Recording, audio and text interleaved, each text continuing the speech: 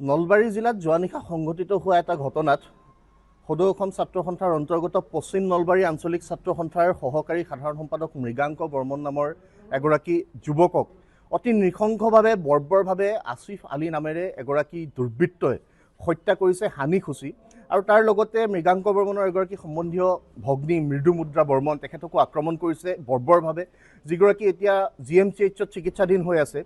এতিয়া এই গোটেই ঘটনাটোৱে অসমত আৰক্ষী প্ৰশাসনৰ প্ৰতি যে মানুহে বৃদ্ধাংগুষ্ঠ প্ৰদৰ্শন কৰিছে, আইন শৃংখলাজনিত পৰিস্থিতি নিয়ন্ত্ৰণ কৰাত যে চৰকাৰ ব্যৰ্থ হৈছে, গৃহ বিভাগ ব্যৰ্থ হৈছে, এই কথাটো প্ৰতীয়মান কৰিছে। এগৰাকী একমাত্ৰ সন্তান আছিল মৃগাংক বৰ্মন পৰিয়ালটোৰ, তেখেতক অকালতে হেৰুৱাব লগা হ'ল। আৰু এই যিগৰাকী আসিফ আলী নামৰ দুৰ্বৃত্ত, সেইগৰাকী লোকে কিছুদিন ধৰি এই মৃদুমুদ্ৰা বৰ্মন নামৰ ছাত্ৰীগৰাকীক কিছু অসুবিধাৰ সৃষ্টি কৰি আহিছিল, অশান্তিৰ সৃষ্টি কৰি আহিছিল বুলি অভিযোগ উত্থাপন হৈছে।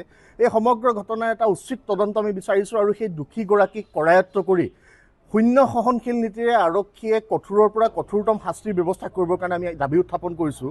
আমাৰ স্পষ্ট কথা যে এগৰাকী যুৱকক এটা ৰাস্তাৰে যাতায়াত কৰি থকা সময়ত যদি কোনোবাই হানি খুচি হত্যা কৰি দিব পাৰে, কোনোবাই ৰাস্তাৰে গৈ থকা যিকোনো এগৰাকী মানুহক হানি খুচি হত্যা কৰিব পৰাকৈ এইখন ৰাজ্যত আইন কানুন ব্যৱস্থা আছেনে নাই, এই কথাটো আমি সন্দিহান হৈ পৰিছোঁ। আৰু আমি অতি শীঘ্ৰে সেই ব্যক্তিগৰাকীক কৰায়ত্ব কৰিবৰ কাৰণে দাবী উত্থাপন কৰিছোঁ, কঠোৰৰ পৰা কঠোৰ শাস্তিৰ ব্যৱস্থা কৰিবৰ কাৰণে দাবী উত্থাপন কৰিছোঁ। আৰু এই আসিফ আলীৰ পৰিয়ালবৰ্গও তেওঁলোকৰ ঘৰৰ পৰা ইতিমধ্যে উধাও হৈছে, তেওঁলোকে পলায়নবাদী মনোভাৱেৰে সৈতে তাৰ পৰা পলায়ন কৰিছে। এই সকলো বিষয় তদন্তৰ আওতালৈ আহিব লাগে আৰু যিগৰাকী যুৱকক আমি হেৰুৱালোঁ, তেখেতৰ পৰিয়ালটোত তেখেত একমাত্ৰ সন্তান আছিল, তেখেতৰ উপযুক্ত ক্ষতিপূৰণৰ ব্যৱস্থা কৰিবৰ কাৰণে আমি দাবী উত্থাপন কৰিছোঁ। তাৰ লগে লগে মৃদুমুদ্ৰা বৰ্মনৰ উপযুক্ত চিকিৎসাৰ ব্যৱস্থা কৰিবৰ কাৰণে আমি দাবী উত্থাপন কৰিছোঁ। লগে লগেই চৰকাৰে যাতে এই গোটেই বিষয়বোৰ খুব গুৰুত্ব সহকাৰে লৈ আহিব লগা দিনত যাতে এনেকুৱা ঘটনা সংঘটিত হ'ব নোৱাৰে, আইন শৃংখলাৰ প্ৰতি সকলো লোক যাতে শ্ৰদ্ধাশীল হৈ থাকে, তেনেকুৱা এটা পৰিৱেশ সৃষ্টি কৰিবৰ কাৰণে আমি চৰকাৰক দাবী উত্থাপন কৰিছোঁ। যোৱা নিশা সংঘটিত হোৱা ঘটনাত আমি নলবাৰী জিলা ছাত্ৰ সন্থাৰ অন্তৰ্গত পশ্চিম নলবাৰী আঞ্চলিক ছাত্ৰ সন্থাৰ সহকাৰী সাধাৰণ সম্পাদক মাধুৰ্য বৰ্মনক অকালতে আমাৰ মাজৰ পৰা হেৰুৱাব লগা হ'ল। তেখেতৰ বিদেহ আত্মাৰ চিৰশান্তি কামনা কৰিছোঁ।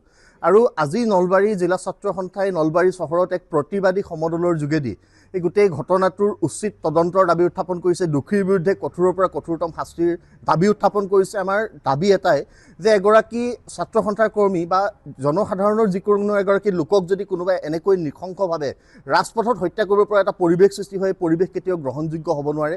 যিকোনো মূল্যৰ বিনিময়ত আমি সংগ্ৰাম কৰি আমাৰ ছাত্ৰ সন্থাৰ কৰ্মীগৰাকীৰ প্ৰতি ন্যায় নিশ্চিত কৰিম।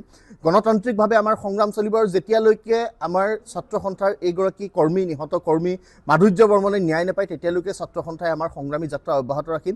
তেওঁক বিৰুদ্ধে যিসকলে অপৰাধ সংঘটিত কৰিলে, প্ৰত্যেকগৰাকী অপৰাধীক তেওঁলোকে কৰায়ত্ব কৰি কঠোৰৰ পৰা কঠোৰতম শাস্তিৰ ব্যৱস্থা কৰিব লাগিব। চৰকাৰ, গৃহ বিভাগ, আৰক্ষী বিভাগক আমি সকীয়াই দিছোঁ, যদিহে অতি শীঘ্ৰে এই ক্ষেত্ৰত ব্যৱস্থা গ্ৰহণ কৰা নহয়, আহিব লগা দিনত সংগ্ৰামৰ তীব্ৰতা তেওঁলোকে দেখিবলৈ পাব।